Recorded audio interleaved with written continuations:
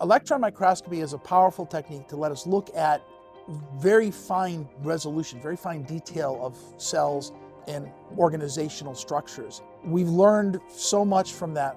The work I do involves the use of a high-powered electron microscope, which can magnify things up to 1 million times. Electron microscopy is so exciting because we get to dive into deep inner space. So I often say I'm an astronaut. I don't go to outer space, but to inner space. And with that deep dive into the cells and tissues, I'm able to help a researcher better understand the very subtle things that happen to their experimental tissue. We've recently invested in this cryo-electron microscope that allows investigators to understand the structure, the physical structure of their biomolecules. Because once we understand that structure, we can understand how it works. And at the same time, if we understand how it works, we can find out where we might be able to insert a chemical that would stop that protein from working.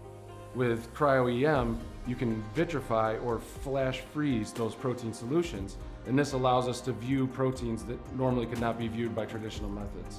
The cryo-electron microscopy has revolutionized the way that many companies, many researchers are doing their work.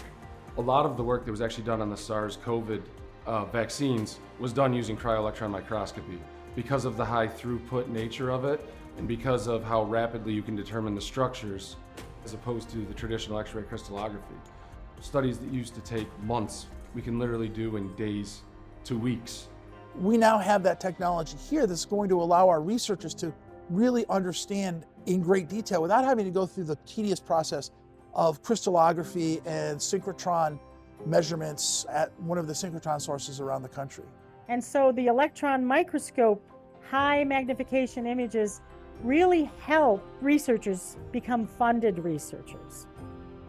Cryo-EM has sped up this research process exponentially, and it's very beneficial to all of us in medicine.